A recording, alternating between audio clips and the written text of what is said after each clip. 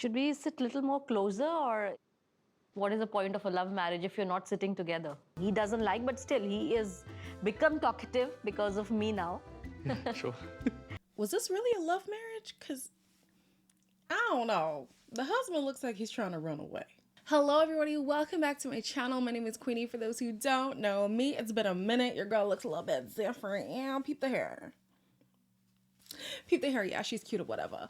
I'm reviewing Indian Matchmakers episode 6, 7, and 8. I was going to do 6 and 7 together and 8 by itself, but 8 was just so quick. We're just going to lump it all together, okay? Before I get into it, please make sure to like this video, subscribe and hit the bell, and leave a comment down below. You'll also find my Discord in the description box where we are talking about Indian Matchmaker. We're also talking about the Jewish dating show as well, which is from the creators of Indian Matchmaking.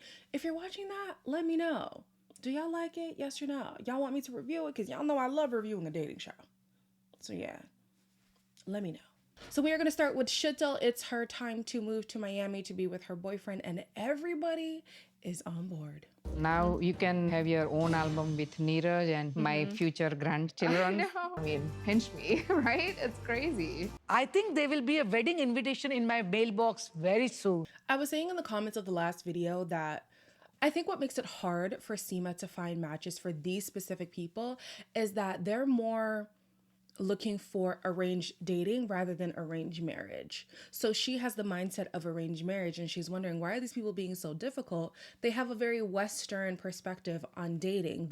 Well, I have to get to know them, and I have these stipulations that they need to meet, or I'm not going to find them attractive, or you know, I need to take my time. We can't get married within a week. Like that's insane. So yeah, her track record is not going to be that great, mainly because of the people's perspective. And then also I think her repertoire of people is not that big. I keep seeing her use people she's used for other people. And I'm like, expand the network a little bit, just a little bit. Maybe if she reframes her perspective on focusing on dating more than marriage, she could gain more clients to work with. But yeah, I feel for her. You know, she's really trying, but people are finding their matches with or without her, and I guess at the end of the day, love wins. Vim meets Priya's friends. If you remember, Priya was like, he's too full on, he's laying it on thick, right? So now he meets the friends and he's getting along very well with them. Now she's like, oh my gosh, yeah, he's great. If you were part of a taco, what would you be and why? I would be the actual plate that it sits on, because I would be the foundation.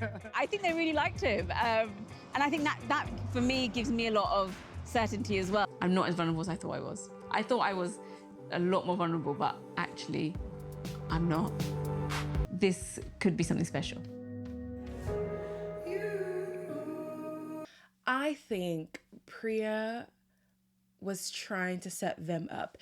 Maybe directly, maybe indirectly, I don't know. But I think if the friends didn't get along with him, that would have been like another reason she could use for why the connection isn't working, right? And that doesn't necessarily mean that the person is not a good partner for you if they don't get along well with your friends. Like, let's just be honest, that's not always a direct correlation. But I think she is self-sabotaging when it comes to Vim. Vim is kind of growing on me. I'm not gonna lie. She claims that he's a lot more vulnerable than what we see on camera, so that's fine. That was my main issue with him. But she's learning that maybe she's the one who lacks vulnerability, and she thought she was more prepared for this than she is. And after realizing that Vim is a good guy, she's gonna give him a proper chance. So I'm glad the friends meeting went well, because if it didn't, that probably would have been the nail in the coffin. Seema pairs Arty with two people. Ash, is it Ash? No, Avi. Avi is a guy that Arty, this is gonna be tough. Avi is a guy that Arty has met during the Seema's clients mixer, but things didn't really go anywhere between the two of them. And then another pair that Seema has for Arty is Ashman. She ends up going on a date with Avi. Whew, a lot of A names. Do your parents do the same thing that my parents did? Which is like, you have to marry like a Sindhi person? They just want me to, be happy. That's it, really. My mom's insane. It was interesting that we could like sit there and talk about like the same things that our parents do. So the convo is flowing, but the connection is just non-existent. And I feel like it's because these two are unable to connect on a personal basis. They're talking about their parents, they're talking about the cities that they live in, but they're not talking about themselves and how their personal disposition can add to their potential connection that they're trying to build. Nothing about the inner, nothing about the character, nothing about the dating goals, nothing.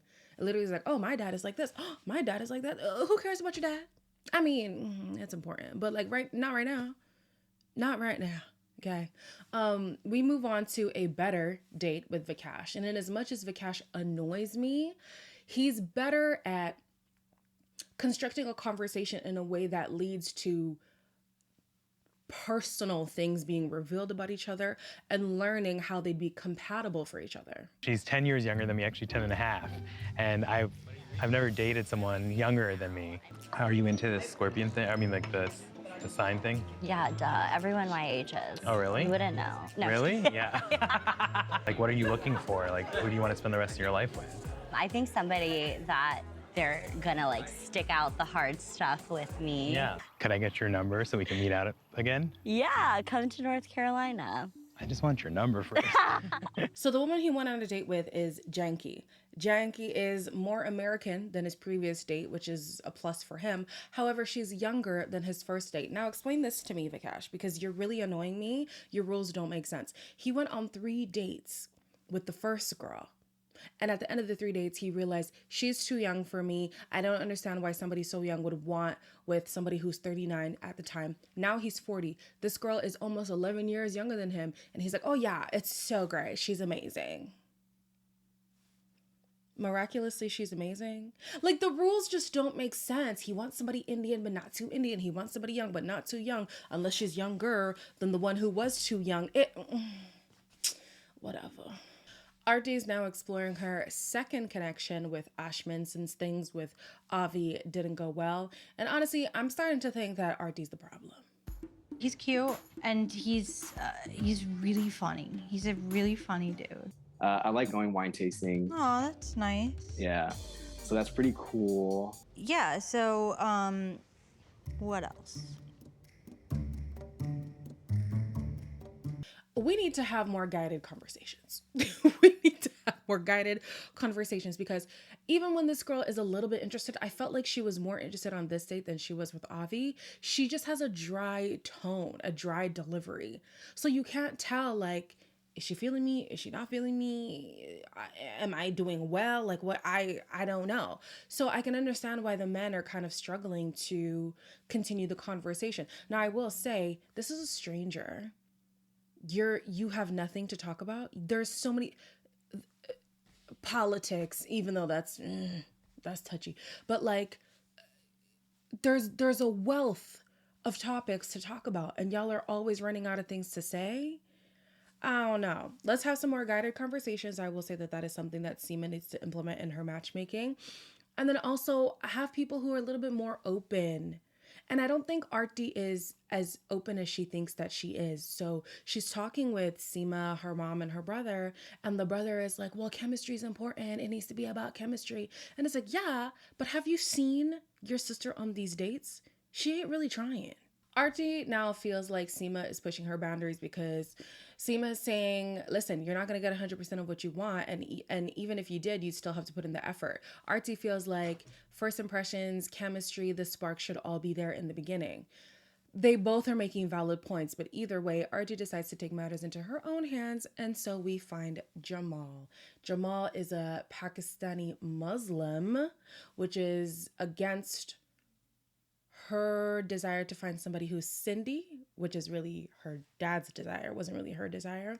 But yeah, we meet Jamal, and it seems like things are going well. He had this like kickboxing picture, and I used to kickbox, and so that was one of the things that really attracted me to him because I was looking for a boxing coach. Like, if it doesn't work out for whatever reason, can I get a trainer for really cheap? I found it so interesting how in her talking about Jamal, he doesn't fit 100% of the criteria either, which is what Seema has been saying this whole time. You guys have this list of criteria thinking that you're going to find somebody who hits every single checkbox, and that's just not realistic.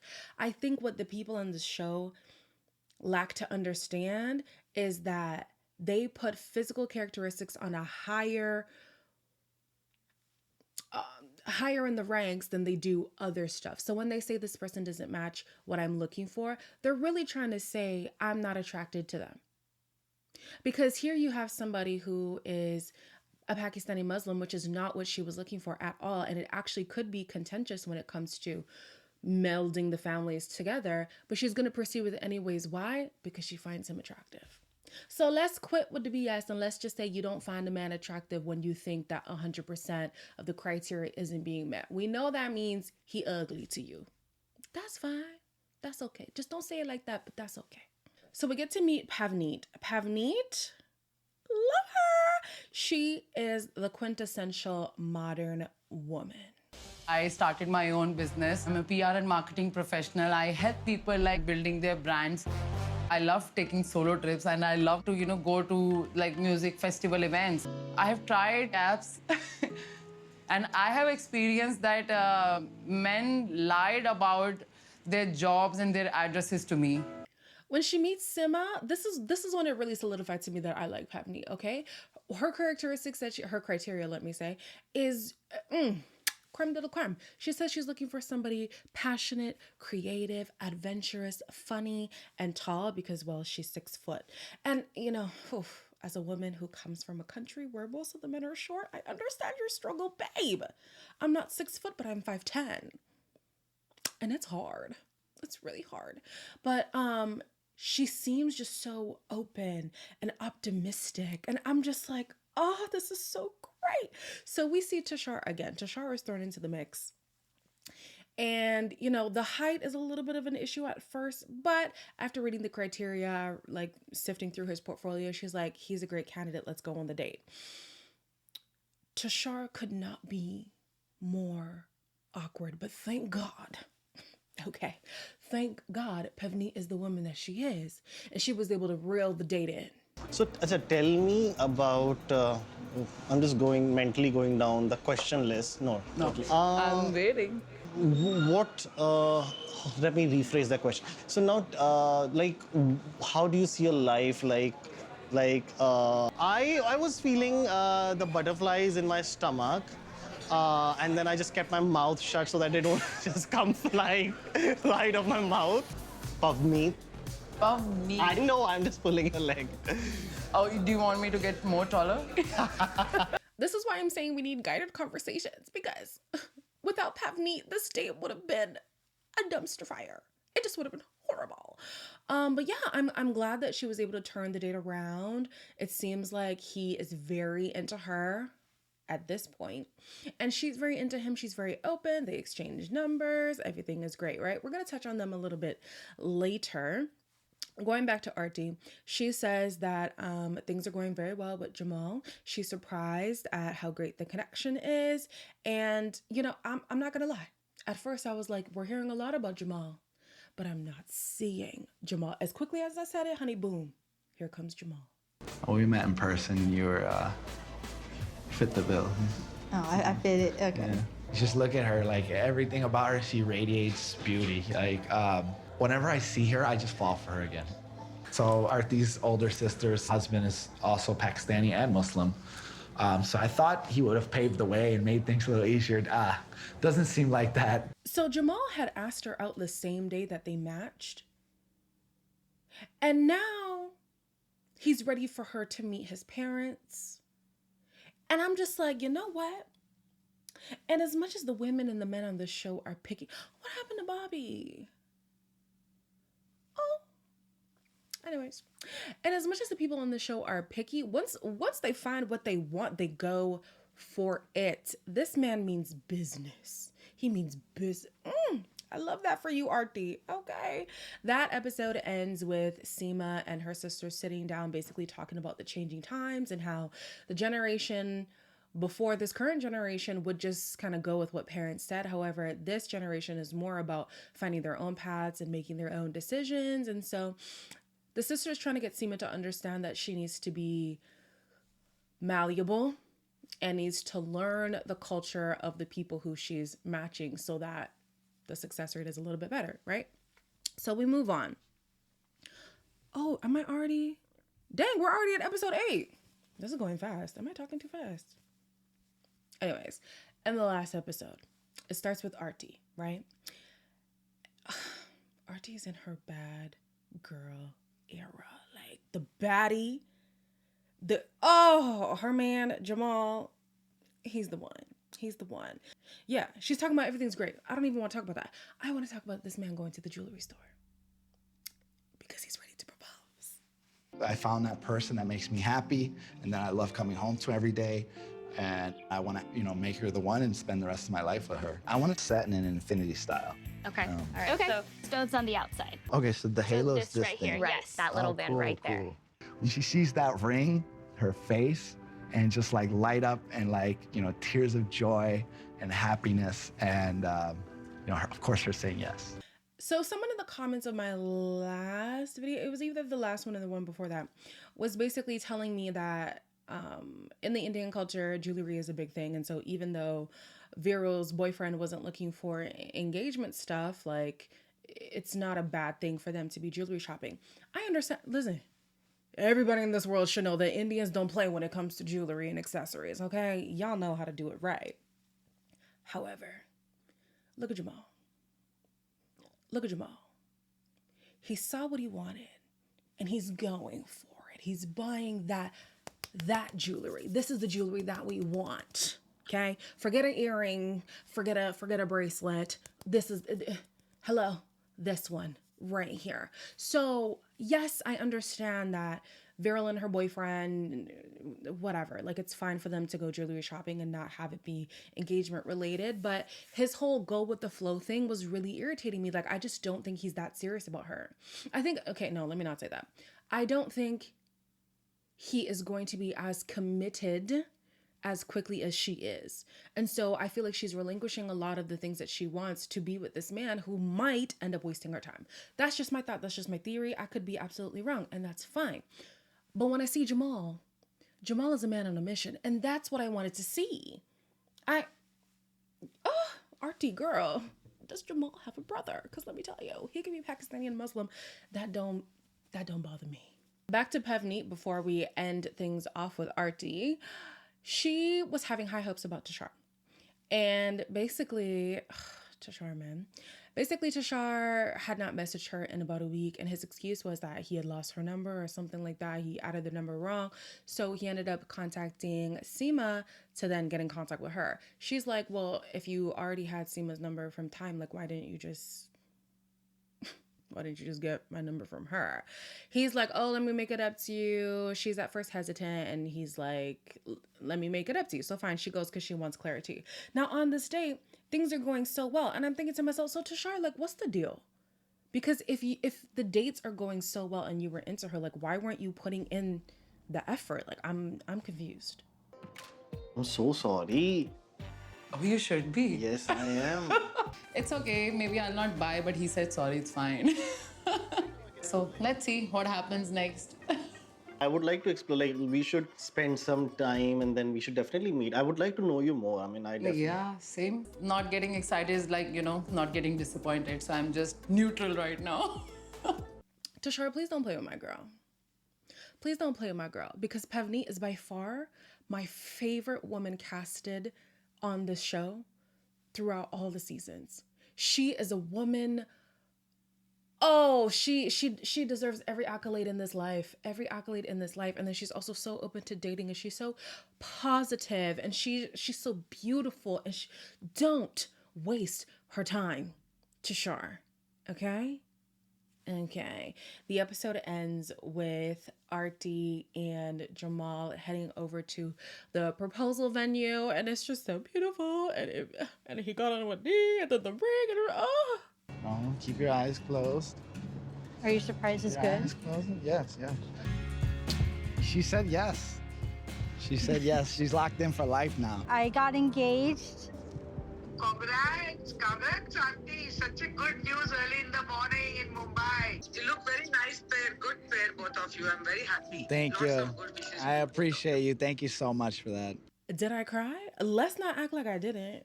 Let's not act like I didn't. Y'all know I did. It was so beautiful. Artie, I judged you in the beginning, but like, maybe you know what you're doing, okay? I don't know why you came on the show, because you found your man anyways. And I kind of have a suspicion that they knew each other before the show, but whatever. I think, if I heard correctly, they have been dating for a year. So in a year, they've moved in, they got engaged, they're on their way to getting married. Like, it's great. I know it was so emotional. And then they had the couples montage, the ones who've been married for like 6 months to 30 something years. I was just like, oh, I'm done. Got to know each other over time, but we wouldn't change anything. I mean, well, I wouldn't. Honestly, he's Is my she best actually friend, saying my good, soulmate. nice things about me? Wow. I always do. Almost 34 years. 34 years. More than 28 years. It's been 14 years of the marriage. 36 years. 29 years ho gaye. We've been married 17 years. It was great. This show was great. I'm so glad that I took my time coming onto the show, because I would have been frustrated waiting for the next season to come. No, this was great. Oh, I loved binging it. I loved binging it. If you're somebody who watches my reviews and doesn't watch the shows that I talk about, go watch this show. As always, like, comment, share, and subscribe. And I will see you in the next one if there is one.